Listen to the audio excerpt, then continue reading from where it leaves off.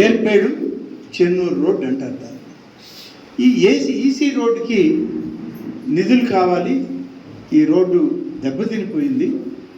ఇదంతా 5 మీటర్లు కూడా లేదు, రోడ్డు పూర్తిగా దెబ్బతినిపోయింది. దీనికి రోడ్డు కావాలని అడిగితే, రాష్ట్ర ప్రభుత్వాన్ని అడిగితే, రాష్ట్ర ప్రభుత్వం డబ్బులు నిధులు లేవు, ప్రభుత్వంలో మేము ఇప్పుడు నిధులు సమకూర్చలేమని అంటే, అప్పుడు కేంద్ర ప్రభుత్వాన్ని అడిగాం.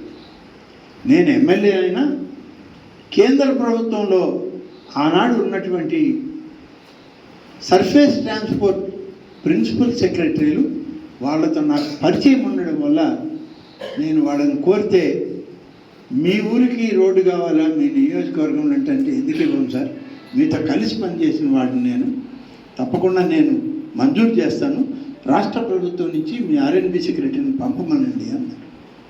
అప్పుడు కృష్ణబాబు గారు ఈ రాష్ట్రంలో ప్రిన్సిపల్ సెక్రటరీ ఆర్ఎండ్బి.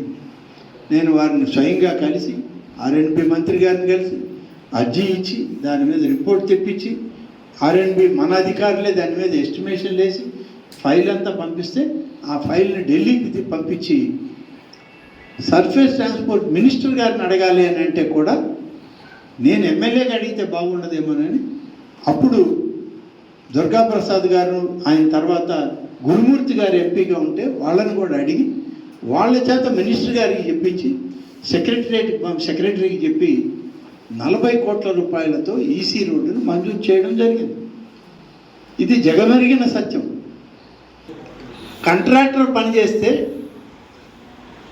నిధులు విడుదల చేయకపోవడం అనేటువంటిది ఈ రాష్ట్ర ప్రభుత్వమైన ఆర్థిక దుస్థితి.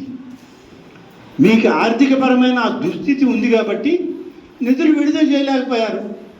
ఇవాళ కాంట్రాక్టర్లు పనిచేయడం మానేశారు. నాకు ఇప్పుడే ఒక లెక్క తెలిసింది ఆర్ఎండ్బికి సంబంధించి, రోడ్లకు సంబంధించి